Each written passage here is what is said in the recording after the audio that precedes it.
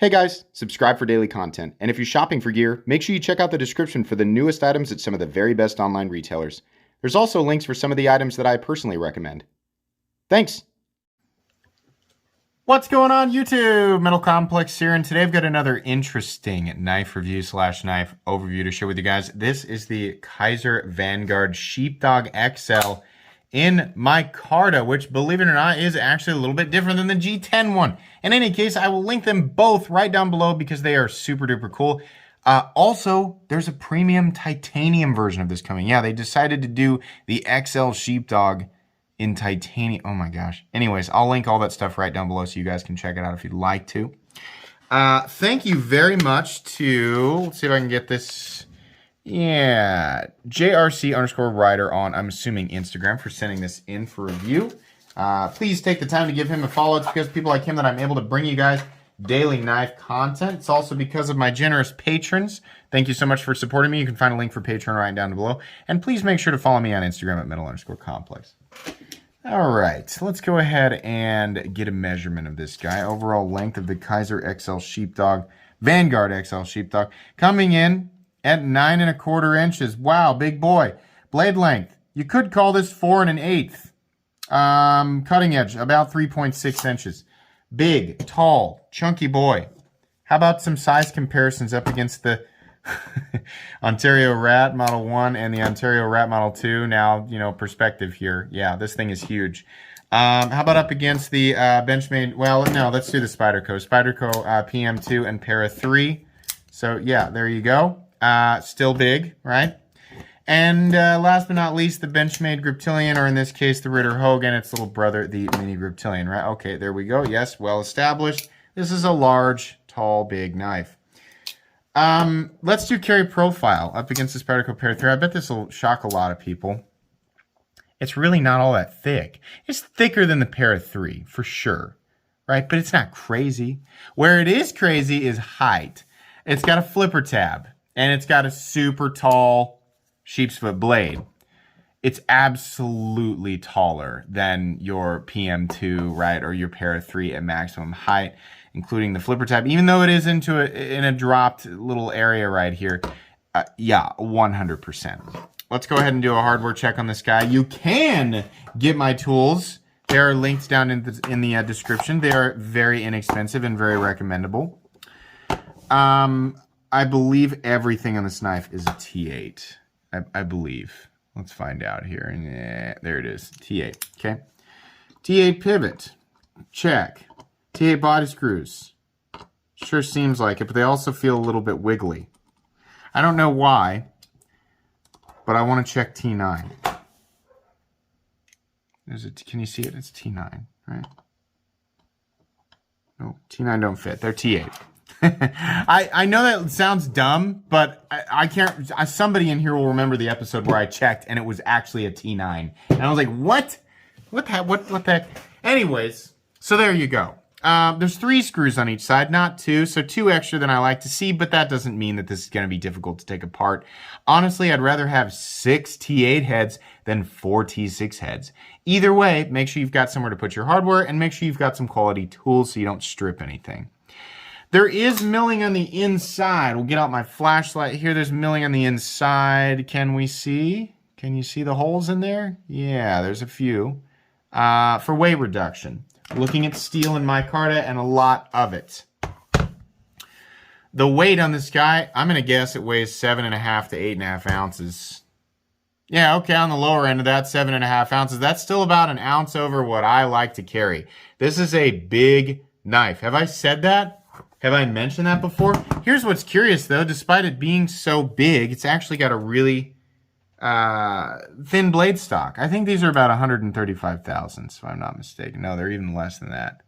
Freaking 116 thousandths. That's amazing. Is this thinner than the G10 one? I could have sworn my G10 one was... Yeah, it's even... Maybe I was just wrong about my original, but these are not thick, right? Think about how tall this is. There is a flat, fairly prominent flat up here that you can just barely see, but it does drop down to a nice thin edge. We'll talk more about that. This is a large sheep's footy style knife with some fantastic ergonomic lines. This feels super comfortable. So with my big G10 and 154cm variant, I just loved that it was this big folding cleaver thing that had this. It's such an awesome action. The break of the detent, it sounds cool, right? It's fall shutty mostly due to the weight of the blade, not because there's anything crazy or premium happening on the inside of the knife. The surfaces are nice and smooth, but it's the weight of the blade that's getting it to fall right. In any case, the action feels good, the detent feels good. Doing it over and over again, there's so much weight on the blade when you go to disengage it. It's something I said in the other review. The weight of that hammer coming down on your finger after about 10 to 20 flips, you're going to start to feel it, right? But you know, okay, it's fun, right? And it's like I said, it's very ergonomic. There's slight contouring going on with the scales. It's nice. It says Kizer on the front. On this one, it says BD1N, which is CTS BD1N. I'm not sure why they decided to do something different versus the 154cm.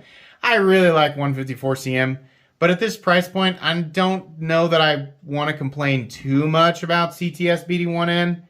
I think 154cm will hold an edge longer, but their other attributes are fairly similar. I can't remember which one's more stainless, which one's tougher. CTS BD1 will probably be a little bit easier to sharpen, right?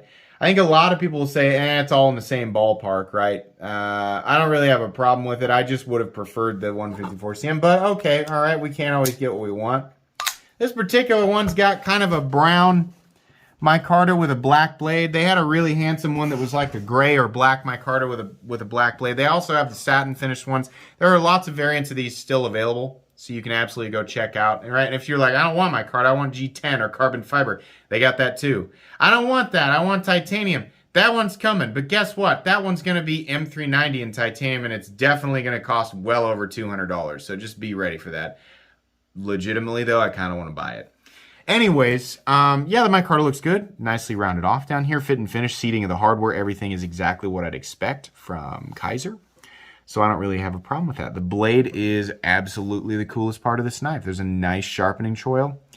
It really does come down to a super thin edge, guys. And let me tell you, the one I had was a satin finished blade. These, the DLC ones are going to be a bit chalky, but I took this thing out to break down cardboard boxes for like an hour.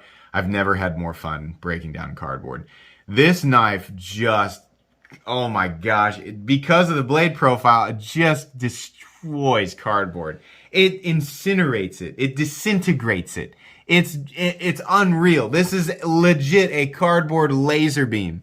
It was so fun. If you have one of these, I urge you, if you have not already, take it out to break down cardboard boxes. Honestly, cutting into anything is really fun, but man, it was satisfying just watching it go just no problem through thick cardboard. That blade really wants to do that. A downside to this is you don't really have a tip. So if you do a lot of stuff that requires breaching or puncturing, not really going to work. Outside of that, though, fit and finish on the blade, it's largely the same, right? It's good. The pocket clip is different from the original. This is a deep carry clip, and it's been countersunk into the micarta. It's right-handed only, so sorry, lefties, but the way that they do this is fine. There's a little bit of a bill, but it's not an insane bill. It's just a little, it's just a kind of crazy bill, right? It's not an insane bill. It's just a little crazy. It'll slide up over most pocket seams, right? You might have to fight it a little bit, but no big deal, right? We got a couple of T6 screws holding the pocket clip in, but that's fine because you don't really have to take, well, they go into the frame, right? But if you took the entire scale with the liner off, you wouldn't necessarily have to take off the pocket clip. So there you go. I kind of like how these look without pivot collars. These micarta ones do not have the colored pivot collars. The one that I had was OD green with a blue pivot collar, and I was like, that's weird, but I like the knife so much that whatever. So, yeah, it's kind of nice. It looks good. The lockup is coming in at, can we see that? In my light, it comes in at like 50%. There's a teeny tiny little bit of lock stick on this guy, but it's like I always say, a little bit of lock stick, no big deal, right? It's probably going to clear itself over time. If you have to use a tool to disengage it, or you have to use two fingers, right, or you're having to do excess, right? If your lock stick looks like this, you're fine. Don't freak out. It'll go away, right? Especially if it's on a knife like this. This isn't, I mean, I can understand someone freaking out a little bit if they spent like, $700 on a knife. I still tell them the same thing, like, whoa, calm down. But On something like this, no, don't worry about it. Don't freak out. There is a stop pin back here, and there is actually, to my surprise, there's shouldering on the tang of the blade, so that's cool.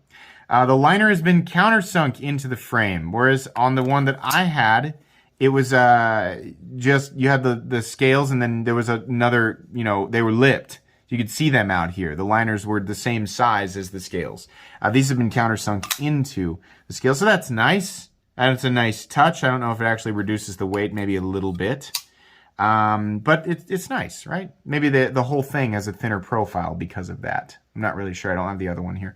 Centering on this looks dead on. Absolutely. In my light, I don't know if I can give you guys the... There you go. You can see it splitting the difference down the standoff. So there you go. This is cool. It absolutely will not be for everybody. Absolutely not. This will be an impractical tool for many, many people.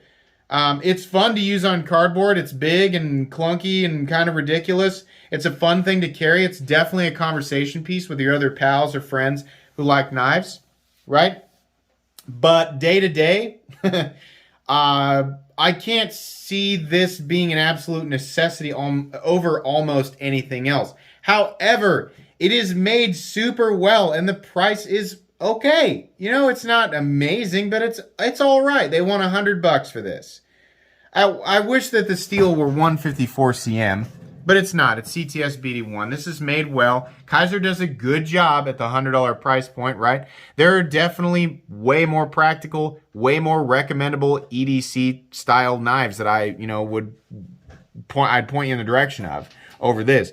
But if you're the type of person who loves big, robust, kind of overbuilt, kind of not like overbuilt, like overly thick, but just like unnecessarily large knives that still have some utility to them, this one's there.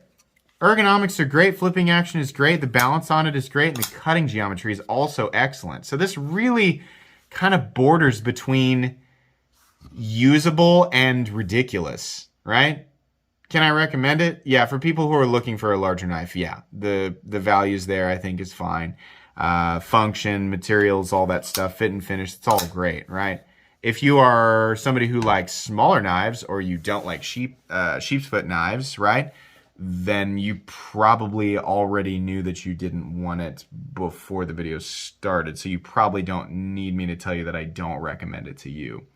This definitely is not a knife that I can recommend to everybody, though, which is usually what decides whether or not it goes in the playlist. But to people, again, to people who are seeking this type of stuff out, yeah, knock yourself out. It's fun, right? There's going to be a whole bunch of people in the comments section of this very video that will say, I have this knife and I freaking love it. Like, I guarantee you, that's what somebody's going to say that word for word just because I said.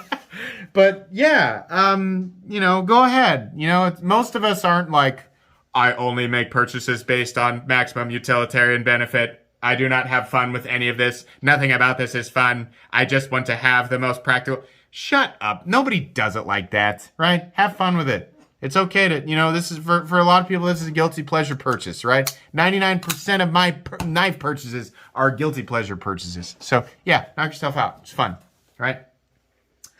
I think that's going to be pretty much it. Thanks again to the gentleman who lent me this knife. Please make sure to follow me on Instagram at metal_complex. If you enjoyed this video, leave a like. If you'd like to check out my other content, I do, of course, have lots of videos of knives that are either expensive or inexpensive that I do or don't like, so check those out. And if you enjoy all my content, go ahead and subscribe because there's definitely more coming. Thanks again for watching, everybody, and have a great day.